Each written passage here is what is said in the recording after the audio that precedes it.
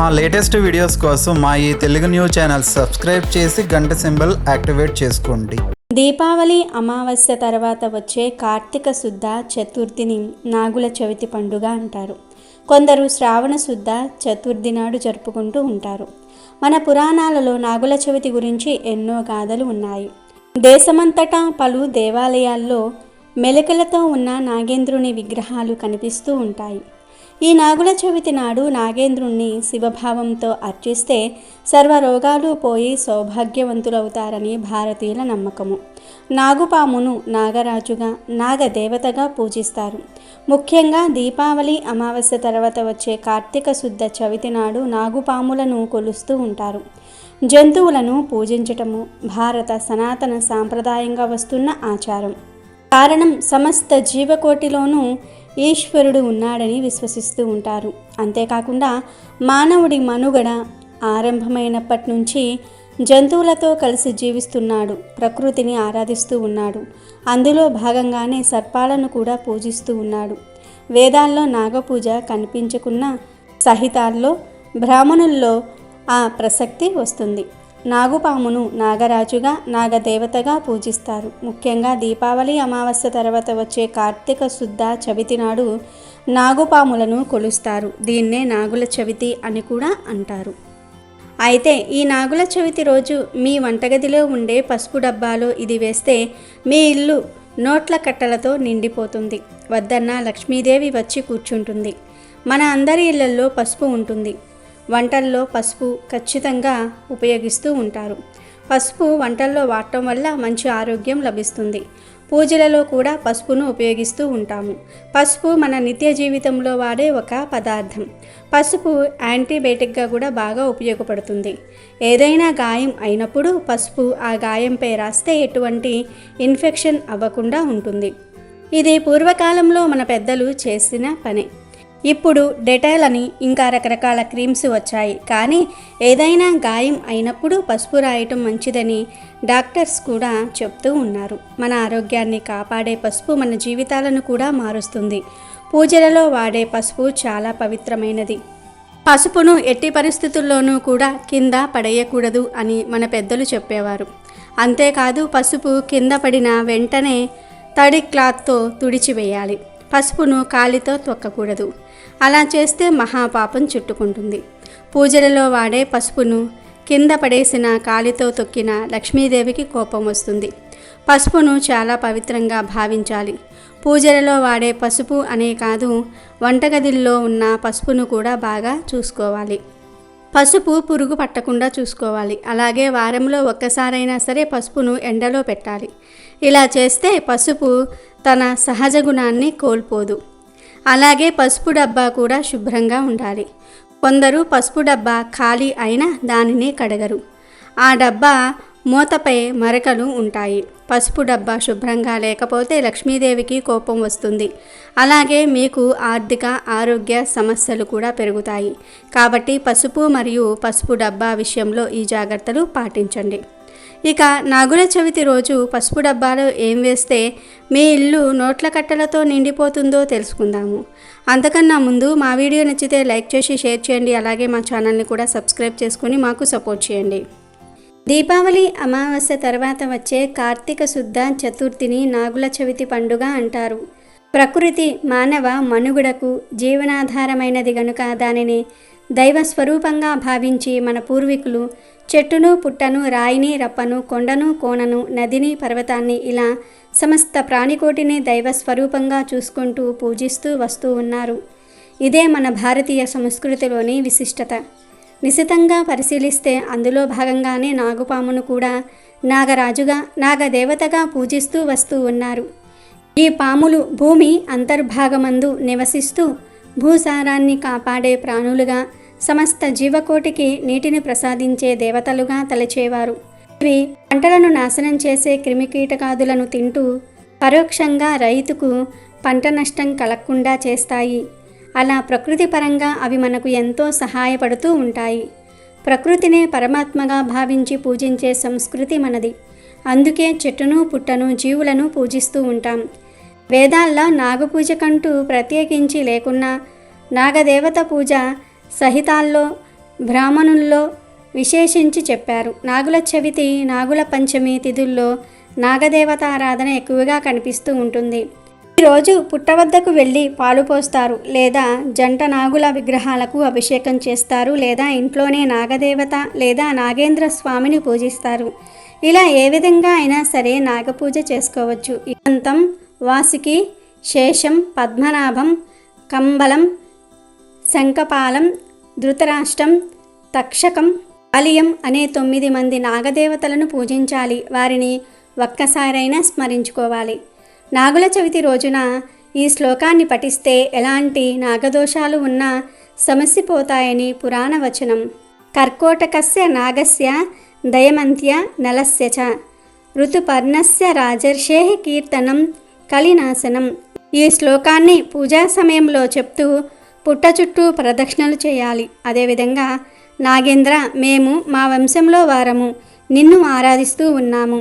పొరపాటున తోక తొక్కితే తొలగిపో, నడుం తొక్కితే నావాడనుకో, పడగ త్రొక్కితే పగవాడనుకోకు తండ్రి అంటూ పుట్టకు ప్రదక్షిణ నమస్కారాలు చేస్తూ ఉంటారు. పుట్ట చుట్టూ నూకలు నువ్వు తీసుకొని మూకలు మాకివ్వు తండ్రి అని నూకను చల్లి పుట్టమన్ను చెవులకు పెట్టుకుంటూ ఉంటారు. ఇలా నాగుల పుట్టకు పూజను నిర్వహిస్తారు. నాగపూజ అంటే సాక్షాత్తు సుబ్రహ్మణ్య స్వామి ఆరాధనే అని చెప్పవచ్చు. కాబట్టి ఈ రోజున ఎవరైతే సర్పపూజను చేస్తారో వారికి సర్ప సంబంధ దోషాలు అంటే కుజదోషము, కాలసర్ప దోషము, కలత్ర దోషం లాంటివి తొలగిపోతాయని శాస్త్రాలు చెప్తూ ఉన్నాయి. సౌభాగ్యానికి, సంతాన ప్రాప్తికి సర్పపూజ చేయటం చాలా మంచిది. ఇక వీడియోలోకి వస్తే, రేపు నాగుల చవితి రోజు పుట్టలో పాలు పోసి వచ్చాక ఈ పరిహారం చేయండి. ఎవరైతే ఆడవారు తమ వంటల్లో రుచి పెరగటం లేదని బాధపడుతూ ఉన్నారో, మీ కుటుంబ సభ్యుల ఆరోగ్యం మెరుగుపడాలని కోరుకుంటూ ఉన్నారో వారు ఈ పరిహారం చేయండి. ముందుగా మీ వంటగదిలో ఉండే పసుపు డబ్బాను తీసుకోండి. అందులో నుంచి కొంచెం పసుపును ఒక గిన్నెలోనికి తీయండి. ఇప్పుడు ఒక అనాస పువ్వు, ఒక బిర్యానీ ఆకును తీసుకుని పసుపు డబ్బాలో వేయండి. బిర్యానీ ఆకు, అనాస పువ్వును పసుపు డబ్బాలో వేశాక మీ సంకల్పం చెప్పుకోండి. లక్ష్మీదేవిని తలుచుకొని మీకు ఉన్న మరియు మీ కుటుంబ సభ్యులకు ఉన్న సమస్యలు చెప్పుకొని, ఇందాక గిన్నెలోనికి తీసిన పసుపు ఉంది కదా, ఆ పసుపును పసుపు డబ్బాలోకి వేసేయండి. ఇలా చేస్తే మీకు చాలా ప్రయోజనాలు కలుగుతాయి. మీరు వండే వంటల్లో రుచి పెరుగుతుంది. మీకు మరియు మీ కుటుంబ సభ్యులకు మంచి ఆరోగ్యం లభిస్తుంది. బిర్యానీ ఆకు మరియు అనాస పువ్వు మసాలా దినుసులు, ఇవి డబ్బును బాగా ఆకర్షిస్తాయి. వీటితో పరిహారం చేస్తే మీకు సంపద విపరీతంగా వస్తుంది. ఈ వస్తువులు అంటే లక్ష్మీదేవికి కూడా చాలా ఇష్టం. వీటిని పసుపు డబ్బాలో వేసి మీ సంపాదన లేదా మీ భర్త, పిల్లల సంపాదన పెరగాలి అని చెప్పుకోండి. వీటిని వేసి మళ్ళీ వీటిపై పసుపు వేశాక ఒక్కసారి పసుపు డబ్బాను గిలకరించండి. చాలు. ఇలా నాగుల చవితి రోజు పసుపు డబ్బాలో వీటిని వేసి పెట్టుకుంటే మీ ఇంటికి నోట్ల కట్టలు వచ్చి పడతాయి. బిర్యానీ ఆకు మరియు అనాస పువ్వు అంత త్వరగా పాడైపోవు. మీరు వాటిని ఎప్పుడైనా సరే బయట పడేయవచ్చు. బయట అంటే 10 మంది తిరిగే చోట కాదు, ఏదైనా చెట్టు మొదట్లో కానీ పారే నీటిలో కానీ వీటిని పడవేయవచ్చు. ఇలా చేస్తే మీకు చాలా మంచి ఫలితాలు కలుగుతాయి. వీటిని పసుపు డబ్బాలో 3 నెలల వరకు ఉంచుకోవచ్చు.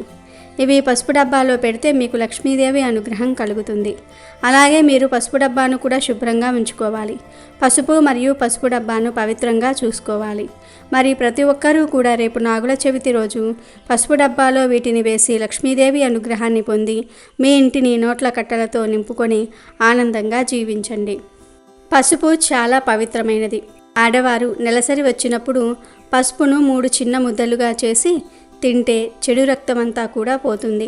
మనలో కొందరికి ఒక డౌట్ వచ్చే ఉంటుంది, పసుపు డబ్బాలో ఈ 3 వస్తువులు వేశాం కదా, మరి ఆ పసుపు డబ్బాను నెలసరి సమయంలో తాకితే పసుపు డబ్బాలో ఉన్న వస్తువులు వాటి శక్తిని కోల్పోతాయేమో అని అనుకుంటూ ఉంటారు. కానీ పసుపు చాలా పవిత్రమైనది. పసుపుకు ఎలాంటి అంటూ ముట్టు ఉండదు. కాబట్టి మీరు నెలసరిలో ఉన్నప్పుడు కూడా ఈ పసుపు వంటల్లో వాడవచ్చు. పసుపు విషయంలో ఎటువంటి అపోహ పడకండి. కార్తీక మాసం శివకేశవులకే కాక సుబ్రహ్మణ్య స్వామికి కూడా విశేషమైనదిగా చెప్పుకోవచ్చు. ఈ మాసం పేరే కార్తికేయుని ప్రాముఖ్యతను తెలియజేస్తుంది. అందుచేత ఈ మాసంలోని శుద్ధ చవితి నాడు సర్పరూప సుబ్రహ్మణ్య స్వామిని పూజించాలి. ఈ రోజును నాగుల చవితి, మహా చతుర్థి అంటారు. ఈరోజు పచ్చి చలిమిడి, చిమ్మిలి చేసుకుని ఆవు పాలు, పూలు, పండ్లు కూడా తీసుకుని పాము పుట్ట దగ్గరకు వెళ్ళి నాగదేవతకు దీపారాధన చేసి పూజ చేసి పుట్టలో ఆవు పాలు పోసి చలిమిడి చిమ్మిలి కూడా చేసి 2 మతాబులు, కాకర పువ్వొత్తులు లాంటివి వెలిగించుకుంటూ ఉంటారు. పుట్ట దగ్గరకు వెళ్ళటం అలవాటు ఆచారం లేనివారు ఈరోజు ఇంట్లోనే పూజ చేసుకుంటారు. సంతానం కోసం ప్రార్థన చేయాలంటే సుబ్రహ్మణ్య స్వామినే వేడుకోవాలి. ఎందుకంటే సంతాన సంబంధమైన సమస్యలను పరిష్కారం చేసేది సర్పరూప సుబ్రహ్మణ్య స్వామియే అని భక్తుల నమ్మకం. ఈ కార్తీక మాసంలో వచ్చే నాగుల చవితి నాడు దినమంతా ఉపవాసం ఉండి ఆవు పాలు పుట్టలో పోసి నాగపూజ చేసి చలిమిడి, చిమ్మిలి, అరటి పండ్లు మున్నగునవి నివేదన చేస్తారు. ఈ సందర్భంగా పుట్టవద్ద దీపావళి నాటి మిగిలిన మతాబులు, కాకర పువ్వొత్తులు, టపాసులు చిన్నారులు ఎంతో సంతోషంగా కూడా కాలుస్తూ ఉంటారు. ఇలా స్త్రీలు ఆరాధిస్తే శుభప్రదమైన సుఖ సంతానము, అదే కన్నెపిల్లలు ఆరాధిస్తే మంచి భర్త లభిస్తారని పలువురి విశ్వాసం. ఈ విధమైన నాగుల ఆరాధన ఈనాటిది కాదు, యుగయుగాల నాటిది. సౌభాగ్యానికి, సంతాన ప్రాప్తికి సర్పపూజ చేయుట అనేది లక్షల శరత్తుల నాడే ఉన్నట్లు మన పురాణాలలో ఎన్నో గాథలు కానవస్తున్నాయి. శ్రీ మహావిష్ణువుకు తల్పంగా ఉండే అదృష్టం నాగజాతికి చెందిన ఆదిశేషునికే దక్కింది. పరమశివుని ఆభరణాలుగా వెలుగొందిన 4 పన్నంగ భూషణునిగా కీర్తింపబడడానికి కారకులయ్యారు. వినాయకుడికి, భైరవునికి నాగులే యజ్ఞోపవీతాలు. కర్మ సాక్షి సూర్యుని రథానికి గల అశ్వాలకు నాగులే పగ్గాలుగా ఉన్నాయి. క్షీరసాగర మదనంలో అమృతాన్ని అందుకునేందుకు మందర పర్వతాన్ని కవ్వంగా చేసుకుని చిలకడానికి వాసుకి అనే సర్పమే తాడుగా నిలిచింది. శనీశ్వరుని ఆయుధం కూడా సర్పమే. నాటి యుద్ధాలలో నాగాస్త్రానికి గల ప్రాముఖ్యత అంతా ఇంతా కాదు. రామ లక్ష్మణులు నాగాస్త్రానికి బంధింపబడ్డ వైనం అందరికీ తెలిసిందే. అటువంటి నాగులను పూజించడానికి ఏర్పాటు చేసిన పవిత్రమైన రోజు నాగుల చవితి. నాగుల చవితి నాడు మహిళలు ఉత్సాహంగా పూజల్లో పాల్గొంటారు. ఉదయమే ఇంటి వారందరూ కూడా శుచి అయి నాగులకు నివేదించడానికి పాలు, చలిమిడి, చిమ్మిలి, అరటి పండ్లు, వీటితో పాటు ఎర్రటి గడ్డులతో కూడిన వస్త్రము, పసుపు, కుంకుమ, ఇతర సామాగ్రి పట్టుకుని సమీపంలో పుట్ట వద్దకు వెళ్ళి అందరూ పూజించి నివేదనలు, హారతి ఇస్తారు. పిల్లలు పుట్ట వద్ద టపాసులు కాలుస్తారు. పుట్టమన్ను అందరూ చెవులకు పెట్టుకుంటారు. అలా చేస్తే వినికిడికి లోపం రాదని నమ్మకం. చెవి సంబంధమైన సమస్యలేమీ రావని వారి ప్రగాఢ విశ్వాసం. కన్నెపిల్లలకు త్వరగా వివాహం జరుగుతుందని, నాగరూపుడైన సుబ్రహ్మణ్యుడు అనగా స్కందుడు అనుగ్రహంతో పిల్లలందరూ విద్యావంతులవుతారని నమ్మకం. తెలియక చేసిన తప్పుల వల్ల తమందరినీ క్షమించి చల్లగా చూడమని నాగుల చవితి నాటి పూజలోని అంతరార్థం. దేశమంతటా పలు దేవాలయాల్లో మెలికలతో ఉన్న నాగేంద్రుని విగ్రహాలు కనిపిస్తూ ఉంటాయి. ఈ నాగుల చవితి నాడు నాగేంద్రుణ్ణి శివభావంతో అర్చిస్తే సర్వరోగాలు పోయి సౌభాగ్యవంతులవుతారని భారతీయుల నమ్మకం. నాగుల చవితిని భక్తి శ్రద్ధలతో చేసుకుంటే సర్ప పాపాలు పోతాయి. అంతేకాకుండా రాహు, కుజ దోషాల నుండి విముక్తి పొందుతారు. వివాహం కాని కన్యలు నాగుల చవితి చేసుకుంటే శీఘ్రంగా వివాహం జరుగుతుందని నమ్ముతూ ఉంటారు. సంతానం లేని వారికి సంతానం కలుగుతుందని, మానసిక రుగ్మతలున్న వారికి మనోక్లేశం తొలగి ఆరోగ్యవంతులవుతారని, చెవి సంబంధిత వ్యాధులు, చర్మ వ్యాధులు తొలగి పరిపూర్ణ ఆరోగ్యవంతులవుతారని భక్తులు నమ్ముతారు. అందుకే ఈరోజు పుట్టమన్నును శ్రద్ధగా చెవులపై ధరిస్తూ ఉంటారు. యోగ సాధన ద్వారా కుండలి శక్తిని ఆరాధించడమే నాగుల చవితి. ఈ మానవ శరీరం అనే పుట్టకు 9 రంధ్రాలు ఉంటాయి. వాటిని నవరంధ్రాలు అంటూ ఉంటారు. మానవ శరీరంలో నాడులతో నిండి ఉన్న వెన్నెముక్కను వెన్నుబాము అని అంటారు. అందులో కుండలిని శక్తి మూలాధార చక్రంలో పాము ఆకారము వలనే ఉంటుందని యోగ శాస్త్రం చెప్తోంది. ఇది మానవ శరీరంలో నిద్రిస్తున్నట్లు నటిస్తూ కామ, క్రోధ, లోభ, మోహ, మద, మాత్సర్యాలనే విషయాల్ని కక్కుతూ మానవునిలో సత్వగుణ సంపత్తిని హరించి వేస్తూ ఉంటుందని, అందుకు నాగుల చవితి రోజున ప్రత్యేకంగా విషసర్ప పుట్టలను ఆరాధించి పుట్టలో పాలు పోస్తే మానవులిలో ఉన్న విషసర్పం కూడా శ్వేతత్వం పొంది అందరి హృదయాలలో నివసించే శ్రీ మహావిష్ణువుకు తెల్లని ఆదిశేషువుగా మారి శేషపాన్పుగా మారాలని కోరికతో చేసేదే ఈ నాగుపాము పుట్టలో పాలు పోయటంలో గల ఆంతర్యమని చెప్తారు. ఇక ఈరోజు మీరు ఏం చేసినా చేయకపోయినా ఉదయం 5 సార్లు, మధ్యాహ్నం 5 సార్లు, సాయంత్రం 5 సార్లు ఓం నాగేంద్ర స్వామినే నమః అనే నామాన్ని పఠించినట్లయితే చాలా మంచిది. ఇలా పఠించటం వలన రాహుదోషాలు, సర్పదోషాలు, నాగదోషాలు, గ్రహదోషాలు తొలగిపోతాయి. మీ జాతకం అద్భుతంగా మారిపోతుంది. నాగుల చవితి రోజు పుట్టలో పాలు పోసే సమయంలో కూడా ఈ మంత్రాన్ని పఠిస్తే చాలా మంచిది. జాతక చక్రంలో ఉన్న దోషాలు పోతాయి కనుక నాగుల చవితి రోజు అందరూ కూడా ఈ మంత్రాన్ని పఠించి శుభ ఫలితాలను పొందండి. అమెజాన్లో బెస్ట్ డిస్కౌంట్స్ కోసం వీడియో డిస్క్రిప్షన్లో లింకు ఉంది, చూడండి. అలాగే మా టెలిగ్రామ్ ఛానల్ సబ్స్క్రైబ్ చేసుకోండి.